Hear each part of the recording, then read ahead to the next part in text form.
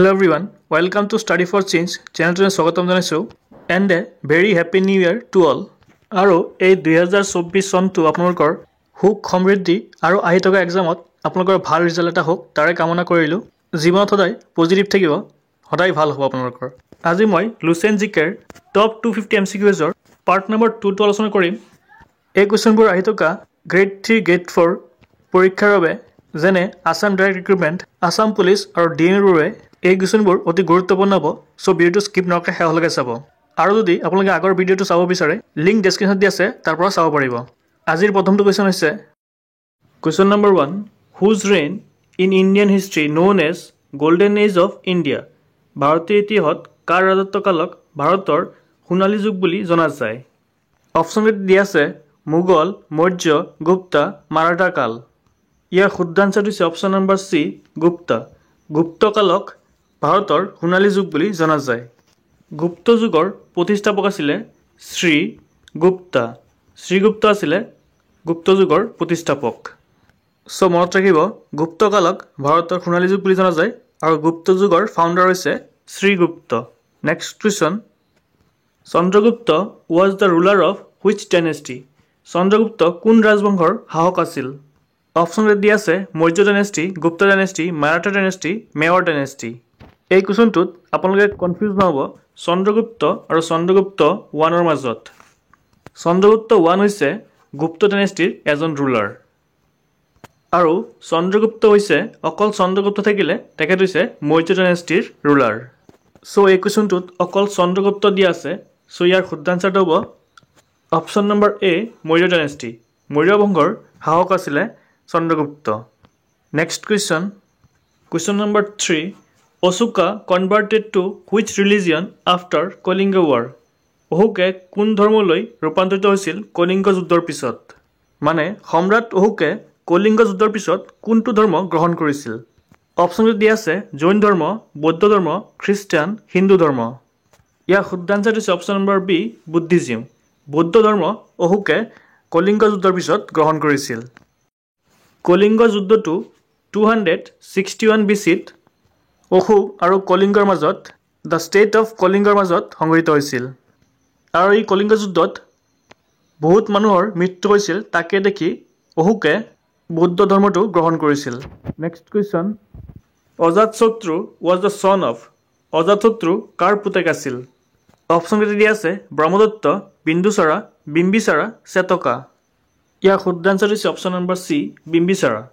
বিম্বিচাৰা হৈছে অজাতশত্ৰুৰ দেউতাক বা অজাতশত্ৰু আছিল বিম্বিচাৰাৰ পুতেক। বিম্বিচাৰা আছিলে হাৰিয়ানাকা ডাইনেষ্টিৰ এজন ৰজা। Bimbisara was the contemporary of Mahavira and Gautam Buddha. Bimbisara Mahavira আৰু গৌতম বুদ্ধৰ সমসাময়িক আছিল। এই পইণ্ট দুটা ইম্পৰ্টেণ্ট হয়, মনত ৰাখিব। So' Ajatashatru was the son of Bimbisara. Bimbisara belongs to Haryanka dynasty and contemporary of Mahavira and Gautam Buddha. Next question, question number 5, Chandragupta Maurya was a ardent follower of. Chandragupta Maurya এজন উৎসাহী অনুগামী আছিল। তেখেত কোনটো ধৰ্মৰ আছিল? অপশ্যন দিয়া আছে শিখিজম, জৈনিজম, বুদ্ধিজম, জেউইছ। চন্দ্ৰগুপ্ত মৌৰ্য হৈছে founder of Maurya dynasty. Chandragupta Maurya Jain ধৰ্মৰ এজন উৎসাহী অনুগামী আছিল। চ' ইয়াৰ শুদ্ধ আনচাৰ হৈছে option number B, Jainism. Next question, question number 6, Chanakya was the chief adviser of which of the following king. Chanakya কোনজন ৰজাৰ মুখ্য উপদেষ্টা আছিল? অপশ্যন দিয়া আছে বাবৰ, চন্দ্ৰগুপ্ত মৌৰ্য, আকবৰ, কৌটিল্য। ইয়াৰ শুদ্ধ আনচাৰ হৈছে option number B, Chandragupta Maurya. ৰজা চন্দ্ৰগুপ্ত মৌৰ্যৰ মুখ্য উপদেষ্টা আছিলে চাণক্য। চাণক্যৰ আন এটা নাম হৈছে Kautilya. Next question, question number 7, Gautam Buddha attained enlightenment of which of the following place. Gautam বুদ্ধই জ্ঞান লাভ কৰিছিলে নিম্নলিখিত কোনখন ঠাইৰ পৰা? অপশ্যন দিয়া আছে লুম্বিনী, বোধগয়া, সাৰনাথ, কুশীনগৰ। ইয়াৰ শুদ্ধ আনচাৰ হৈছে অপশ্যন নম্বৰ বি, বোধগয়া। বোধগয়াৰ পৰা গৌতম বুদ্ধই জ্ঞান লাভ কৰিছিলে। লুম্বিনী হৈছে গৌতম বুদ্ধৰ জন্ম হোৱা ঠাই নেপালত। সাৰনাথ হৈছে গৌতম বুদ্ধৰ প্ৰথম উপদেশ দিয়া ঠাই বা ফাৰ্ষ্ট চাৰ্মন। কুশীনগৰত গৌতম বুদ্ধৰ মৃত্যু হৈছিল। আপোনালোকে কুৱেশ্যন আৰু এনচাৰবিলাক কপিত নোট ডাউন কৰি থৈ দিব পৰীক্ষাৰ সময়ত ৰিভাইজ কৰিবলৈ সুবিধা হ'ব বহুতে নোট ডাউন কৰিছে বুলি কমেণ্ট বক্সত কমেণ্ট কৰি জনাইছে ভাল লাগিছে শুনি আৰু বহুতে PDF লাগে বুলি কৈ থাকে PDF দিলে আপোনালোকৰ পৰীক্ষাগত মোবাইলতে থাকি যাব চোৱা নাব ভালকৈ সো মই PDF নিদিওঁ আজিকালি অকণ কষ্ট কৰি আপোনালোকে এনচাৰবিলাক লিখি যাব ভাল হ'ব পৰীক্ষাৰ কাৰণে next question in which country paper was invented কোনখন দেশত কাগজ আৱিষ্কৃত হৈছিল ইয়াৰ শুদ্ধ আনচাৰ হৈছে অপশ্যন নম্বৰ চি চাইনা চীন দেশত প্ৰথমতে কাগজ আৱিষ্কৃত হৈছিল next question Phyllanthus emblica is the scientific name of the which of the following Phyllanthus emblica নিম্নলিখিত কোনটোৰ বৈজ্ঞানিক নাম অপশ্যন দি আছে কল মধুৰিআম চেৰী এইটো গছবেৰী থাকি গ'ল এইটো আমলখি হ'ব সো ইয়াৰ শুদ্ধ আনচাৰ হৈছে অপশ্যন নম্বৰ ডি গছবেৰী বা আমলখি হৈছে ফিলেন্থাছ এম্বেলিকাৰ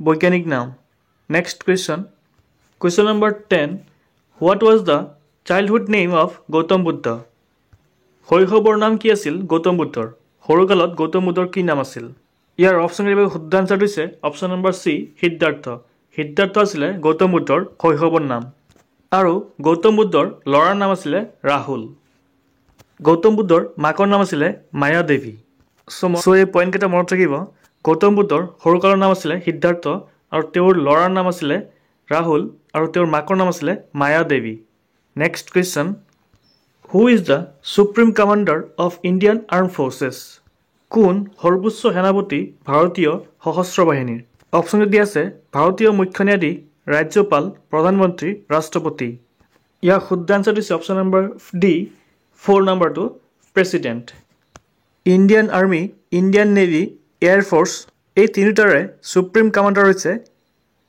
প্ৰেচিডেণ্ট অফ ইণ্ডিয়া প্ৰেচিডেণ্টে ৱাৰ ডিক্লেয়াৰ কৰিব পাৰে বা পিছো কৰিব পাৰে বৰ্তমান ভাৰতৰ ৰাষ্ট্ৰপতি হৈছে দ্ৰৌপদী মুৰ্মু তেখেত হৈছে ভাৰতৰ প্ৰথমজন ট্ৰাইবেল প্ৰেচিডেণ্ট সো মনত ৰাখিব ভাৰতীয় সশস্ত্ৰ বাহিনীৰ সুপ্ৰিম কমাণ্ডাৰ হৈছে president of India next question night blindness is caused by lack of which vitamin কুকুৰীকণা কোনটো ভিটামিনৰ অভাৱত হয় ইয়াৰ শুদ্ধ আনচাৰ হৈছে অপশ্যন নম্বৰ এ ভিটামিনৰ অভাৱত কুকুৰীকণা বা নাইট ব্লাইণ্ডনেছ হয় next question Pongal is a famous festival of which state Pongal কোনখন ৰাজ্যৰ বিখ্যাত উৎসৱ অপশ্যন দি আছে কৰ্ণাটকা তামিলনাডু কেৰালা অন্ধ্ৰপ্ৰদেশ ইয়াৰ শুদ্ধ আনচাৰ হৈছে অপশ্যন নম্বৰ ডি অন্ধ্ৰপ্ৰদেশত বেছিকৈ উদযাপন কৰা হয় next question who has invented television কোনে টেলিভিজন উদ্ভাৱন কৰিছিল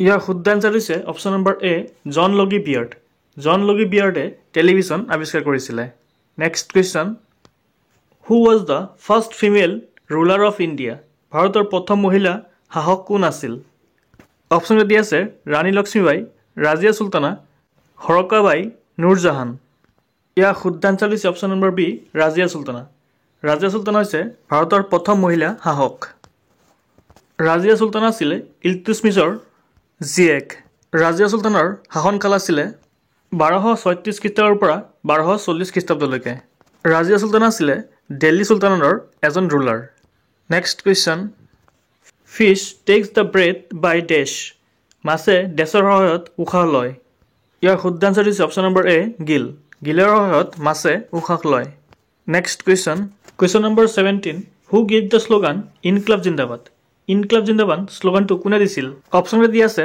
সুভাষ চন্দ্ৰ বোস ভগত সিং চন্দ্ৰশেখৰ আজাদ হজৰত মোহানী ইয়াৰ শুদ্ধ আনচাৰ হৈছে অপশ্যন নম্বৰ ডি হজৰত মোহানীয়ে ইনকলাব জিন্দাবাদ শ্লোগানটো দিছিল বহুতে ইয়াৰ আনচাৰটো ভগত সিং বুলি দি দিয়ে কিন্তু ভগত সিং নহয় ভগত সিঙে ইণ্ডিয়া ফ্ৰীডম ষ্ট্ৰাগলৰ সময়ত ইনকলাব জিন্দাবাদ শ্লোগানটো ইউজ কৰিছিলহে next question in which date Jallianwala Bagh tragedy happen কোন চনত জালিয়ানৱালাবাগ ঘটনা ঘটিছিল ইয়াৰ শুদ্ধ আনচাৰ হৈছে option number D C 13 April 1919 1919 চনত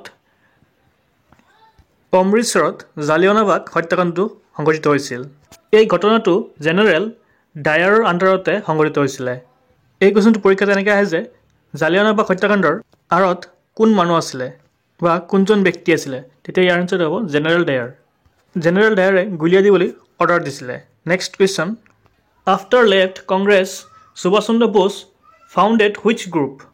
কংগ্ৰেছ এৰি যোৱাৰ পিছত সুভাষ চন্দ্ৰ বোসে কোনটো গোট প্ৰতিষ্ঠা কৰিছিল? অপশ্যনত আছে ৰাণী Lakshmibai regiment, Chalo Delhi group, all India forward bloc, Azad Hind Fauj. Subhas Chandra বোসে 1939 চনত কংগ্ৰেছ ত্যাগ কৰিছিলে। কংগ্ৰেছ ত্যাগ কৰি সুভাষ চন্দ্ৰ বোসে অল ইণ্ডিয়া ফৰৱাৰ্ড ব্লক এই গ্ৰুপটো সৃষ্টি কৰিছিলে। চ' ইয়াৰ শুদ্ধান্ত হৈছে option number C, all India forward bloc. এই গ্ৰুপটো 1939 চনতে প্ৰতিষ্ঠা কৰিছিলে।